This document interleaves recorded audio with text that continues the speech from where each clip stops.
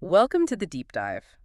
Today we're tackling a really critical topic: platelet transfusion for active bleeding. Yeah, it's something you definitely encounter. Think of this as your rapid revision guide on how we help the body stop severe bleeding when there's a clotting problem. Exactly. Our aim is to pull out the absolute essentials for you. Mm. We'll cover the definition, causes, risks, how it works. What else it might be, who it affects, the signs, tests, treatment, prognosis, and potential issues too. Right.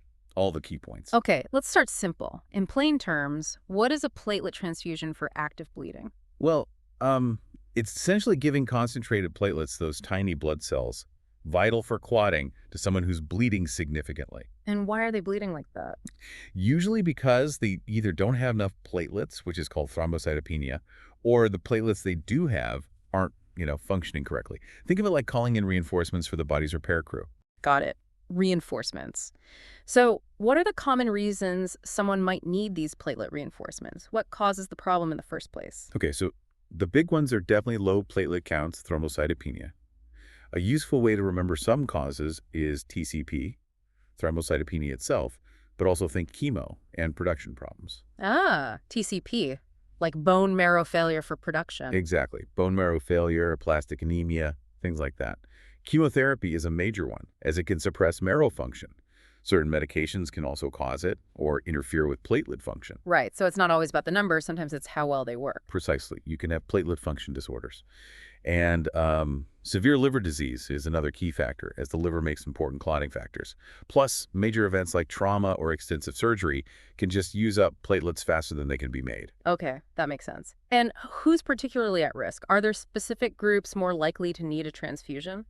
Yes, there are. You can maybe think BMOC for this one, B for bone marrow disorders, M for medications, especially things like antiplatelet drugs.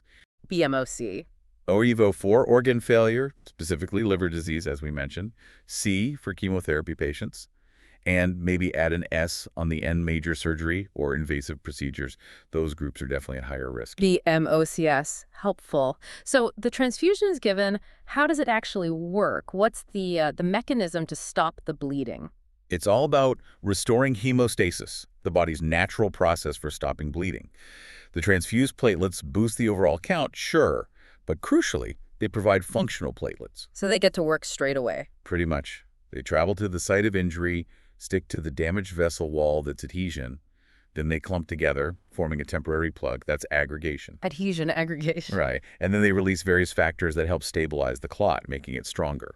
Little biological repair kits, essentially. Cool. Now, how do clinicians decide, yes, this person needs platelets? It's not always straightforward, is it? What else could be causing the bleeding? No, it requires careful assessment. You look at the clinical signs: active, significant bleeding combined with lab results showing low platelet counts, or tests indicating poor platelet function. But you have to rule other things out. Absolutely. You always consider differential diagnoses. Could be a deficiency in other clotting factors, perhaps, like hemophilia, or maybe an issue with the blood vessels themselves. You need the full picture. And thinking about the UK specifically, how common are these transfusions? It's difficult to give exact figures nationally, but platelet transfusions for active bleeding are, well, a relatively common and essential intervention in UK hospitals. So standard practice in many situations. Yes, particularly in hematology, oncology, intensive care, and surgery. How often depends very much on the specific patient group and their underlying condition. What signs should make you suspect someone might need platelets urgently? What are the clinical features we look for? Obvious heavy or uncontrolled bleeding is the main one. Yeah. But also look for subtler signs like petechiae, those tiny pinpoint red or purple spots on the skin. Petechiae, right. Easy or spontaneous bruising, bleeding from the gums, maybe nosebleeds, cuts that just seem to bleed for ages, unusually heavy periods in women, or bleeding that occurs after a procedure or surgery that seems excessive. Is there a mnemonic for that too?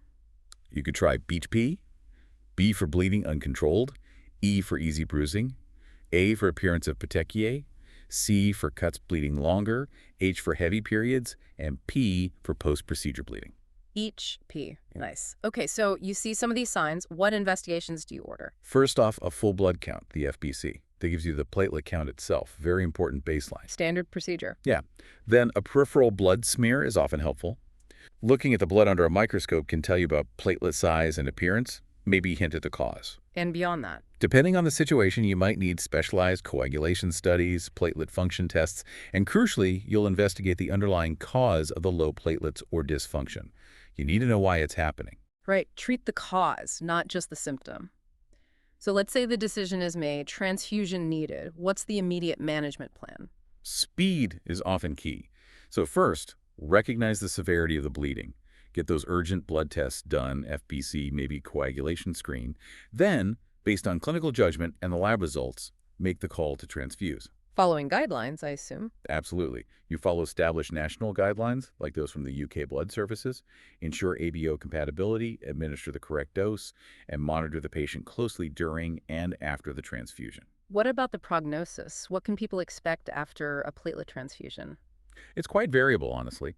It really depends heavily on the underlying reason for the bleeding and the platelet problem, as well as the patient's overall health. So controlling the bleeding is just one part. Exactly. Huh. But getting that transfusion properly and appropriately significantly improves the chances of controlling the acute bleed, preventing complications like hemorrhagic shock, and hopefully contributing to a better overall outcome. Okay.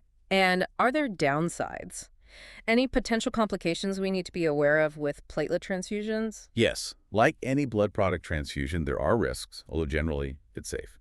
You can get transfusion reactions, allergic ones, or febrile non-hemolytic reactions, which cause a fever. Common ones. Relatively common, yeah, but usually manageable. There's extremely small residual risk of transmitting infection despite rigorous screening of donations. Very rare now, though. Very rare, yes. Yeah. Then there are rarer but more serious things like trail eye, transfusion-related acute lung injury. Right. And if you give fluids too quickly or too much volume, especially with multiple blood products, you can get circulatory overload or hypervolemia. So careful monitoring is essential. Absolutely vital during and after the transfusion. So just to wrap up, platelet transfusion is a cornerstone therapy for managing potentially life-threatening bleeding caused by platelet issues. Definitely. A really vital tool in our arsenal for these critical situations. It directly addresses the lack of functional platelets needed for clotting. It's amazing how these tiny cells play such a huge role. Makes you appreciate the complexity. It really does.